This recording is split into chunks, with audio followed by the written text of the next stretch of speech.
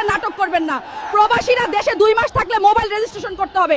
আপনারা যে নাটক করতেছেন সে নাটকের ডিরেক্টর কিন্তু প্রবাসীরা। কথাটি মাথায় রাখেন। আব্বা ডেকে ডেকে রেমিটেন্স খাইতে মজা লাগে। আরে ভাই, আপনি যে মোবাইলটি ব্যবহার করতেছেন সেটিও প্রবাসীদের রেমিটেন্সের টাকায় কিনা। প্রবাসীরা একবার আওয়াজ তুললে বুঝতে পারবেন যে চেয়ারের মধ্যে বসে বড় বড় কথা বলতেছেন সেটিও প্রবাসীদের রেমিটেন্সের টাকায় কিনা। এত নাটক দেখার সময় নাই। প্রবাসী ভাইদের পাশে আমি আছি। সৌদি আরবে প্রবাসীরা অপহরণের ভয়ে বাসা থেকে বের হতে পারতেছে না, কিন্তু এখনো বাংলাদেশ থেকে কোনো উদ্যোগ গ্রহণ করে নাই। যখন রেমিটেন্স আসে না তখন আব্বা আব্বা রেমিটেন্স পাঠান বলে ওই প্রবাসীদের কাছে গিয়ে কান্নাকাটি করেন। এই প্রবাসীরা দেশের মায়া ত্যাগ করে, নিজের স্বপ্নকে মাটি দিয়ে দিন রাত পরিশ্রম করে দেশে রেমিটেন্স পাঠিয়ে দেশের অর্থনীতি টিকিয়ে রাখছে। অথচ এই প্রবাসীদেরকে সব সময় অবহেলা করা হয়। পুরুষ উন্নতি করলে হয় মায়ের দোয়া, আর অবনতি করলে হয় বউয়ের দোষ। মা ভক্ত হইলে বীর পুরুষ, আর বউ ভক্ত হইলে হয় কাপুরুষ। কিন্তু বিষয়টা এমন হওয়া উচিত ছিল যে উন্নতি অবনতি দুটোই নিজের হাতে। মা দোয়া দেন, স্ত্রী পাশে থাকে। প্রবাসীরা কারো বাপের টাকায় মোবাইল আনে না, তারা পরিশ্রমের টাকায় কিনা মোবাইল আনে। আমি পরিষ্কার ভাষায় বলতে চাই, প্রবাসীদের সাথে নাটক করবেন না। এই নাটক দেখার সময় প্রবাসীদের নাই, এখনো সময় আছে। প্রবাসীরা এখনো ধৈর্য ধরে আছে। একবার যদি তারা আওয়াজ তুলে তখন বুঝতে পারবেন। সৌদি আরবে বাংলাদেশিরা বাংলাদেশিদেরকে অপহরণ করতেছে, এই বিষয় নিয়ে এখনো পর্যন্ত বাংলাদেশ থেকে কোনো উদ্যোগ গ্রহণ করে নাই। যখন দেশে রেমিটেন্সের অভাব হয় তখন তো ঠিকই ওই প্রবাসীদের কাছে গিয়ে কান্নাকাটি করেন। তাহলে কেন এখনো এই প্রবাসীদেরকে অবহেলা করতেছে? সাপ তার বিষ নিজের দাঁতে রাখে, কুকুর তার বিষ নিজের দাঁতে রাখে, কাকড়া বিছা তার বিষ লেজে রাখে, আর মানুষ একমাত্র প্রাণী যারা বিষ রাখে তাদের অন্তরে। তাই আজকাল মানুষ হয়েও মানুষকে ভয় পায়, কারণ তারা বিষাক্ত প্রাণীর চাইতে খারাপ।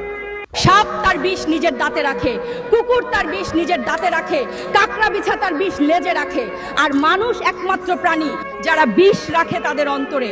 তাই আজকাল মানুষ হয়েও মানুষকে ভয় পায়, কারণ তারা বিষাক্ত প্রাণীর চাইতে খারাপ। এই দুনিয়ায় সবচেয়ে সস্তা হলো পরামর্শ। একজনের কাছে চাইলে 10 জন দিয়ে দেবে, আর সবচেয়ে দামি হলো সাহায্য। 10 জনের কাছে চাইলে হয়তো একজনের কাছে পাবে। 7 জন একসাথে বসে অন্যের সমালোচনা করেছেন, হঠাৎ আপনি চলে যান, দেখবেন বাকি 4 জন বসে আপনার নামেই সমালোচনা করছে। এটাই আমাদের সমাজ।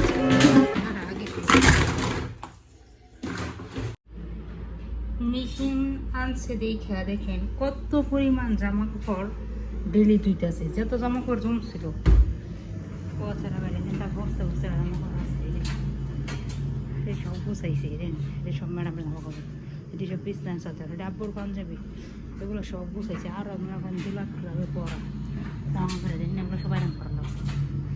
বুঝেন এগুলো সব স্টেপ নিচ্ছে, এটি সব আবার পাওয়া লাগবে। আমার একটু পারবে না মেশিনে, আমার হাত দিয়ে দেওয়া লাগে, আর ম্যাডামে মেশিনে দেয়। আমি এখানে কম না, বেশি করে জামা কাপড় দিয়ে দিই মেশিনে, এই মেশিনে দেয়, সমস্যা নেই। শুকালে মেশিনে জামা কাপড় শুকায়, এখানে এটি হাত দিয়ে দিচ্ছে। এখানে আর আছে, এগুলো ঘুমাইছে, এটি সব ধোয়া লাগবো। বিশ্বাস করবো না, জানি না, এটি ধোয়া লাগবো, এটি ধোয়া লাগবো, এগুলো ধোয়া লাগবো, এই যে ওটি ধোয়া লাগবো, এটি বিছনা অত এটি সব ধুইছি। দেখেন জামা কাপড় খুললে ফালিছে গেছে, এবারে এত পরিষ্কার খালে পরিষ্কার পরিষ্কার করে, আর সেই জামা কাপড় ফালাই ফেলাইছে দেয় আর পরিষ্কার অভাব নেই। এর মতো পরিষ্কার বলে মানুষ পৃথিবীতে একটাও নেই এরকম পঞ্চায়েত মহিলা। এই মহিলার সাল্লাই দেখে মানে আমার ফালাইলেও বুঝলাম এই বালাই খারাপ, বালি গেলাস করে অতিরিক্ত। দেখেন এগুলো সব এক লোকে মিশিয়ে দিয়েছিল, এগুলো সব এরকম করা লাগবে।